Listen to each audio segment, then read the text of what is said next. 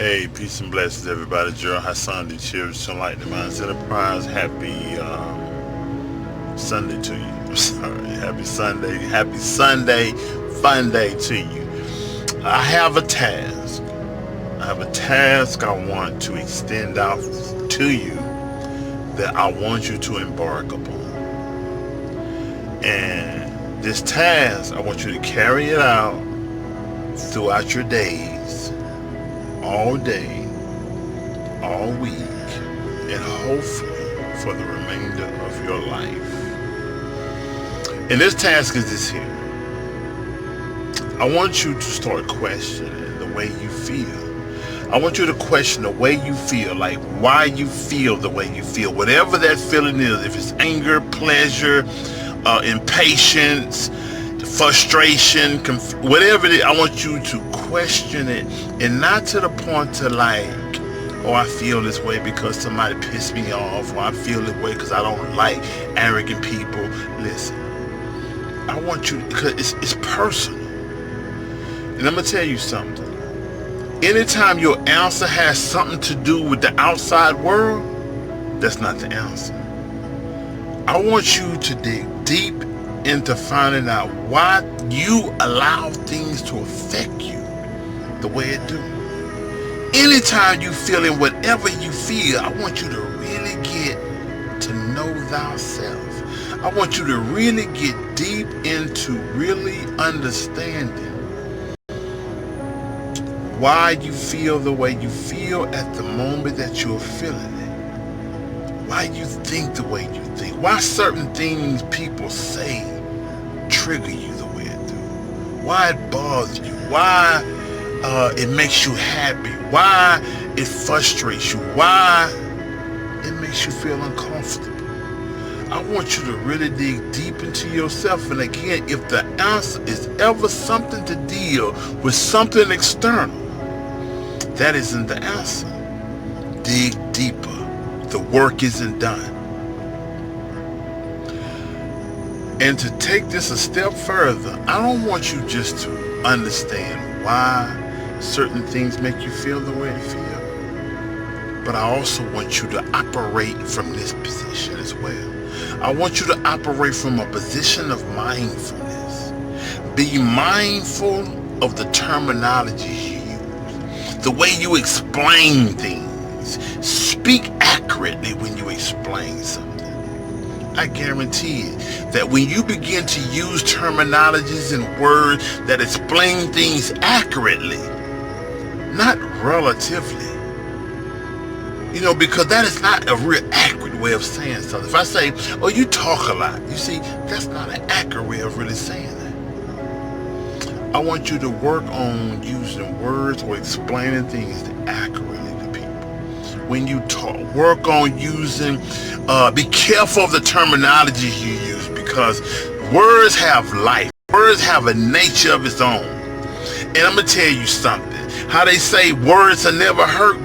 For some of us, we've lived long enough to know that that was the biggest lie that was ever created.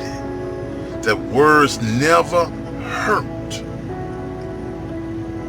Words destroy for generations. So be careful of the words you use. I want you to really function from that position that you're very mindful of the terminologies you use. You're mindful of what you're allowing yourself to continue to listen to. Because if you're not using certain terminology, then you have to also be mindful of how you intake certain terminology. You see, once you exist on a certain realm, and you are very entrenched in your position, and it's a very healthy one, and that position is one that is very conducive towards the thing that you say you want and where you're trying to go, where you're not complaining anymore. So you're entrenched in a healthy position when you're no longer complaining about where you at and the results. That's when you're emotionally attached to the results, when you're complaining about everything. Talking about a mental game. This is a very psychological game. This isn't a Philly game. I want you to be very mindful of what you listen to. Very mindful of what you allow your eyes to be entertained with. We're talking about another level, a much deeper level of knowing thyself. Self-analyzation, self-examination, and self-correction. Once you find certain things from these questions that you start to ask yourself, once you find certain things that you see that you don't have a logical explanation for allowing it to remain there, then it's time for you to make a decision. Is it conducive towards the things that I want in my world? Is it conducive towards the things that I create, the reality I create? Your perspective is your reality. Is it conducive? It isn't conducive if you're still complaining. And if you're complaining about things that you haven't embarked upon changing, why complain? Why complain about something you can't change or that you're not going to change? Why complain? And if you're changing it, there's no reason to complain.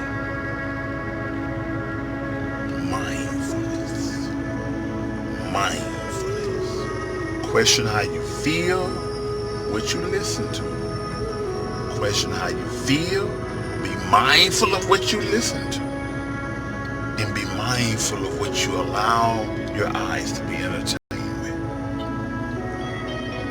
Be mindful. Question. Know thyself. Last thing. In the Art of War, by I believe his name is Tetsu Sung. I don't even know how to pronounce it correctly, but for those who understand and know who I'm talking about, it's the Art of War. It's the original author of the Art of War. There's 3 things that he say, but I'm only going to quote to you one, and it's this here.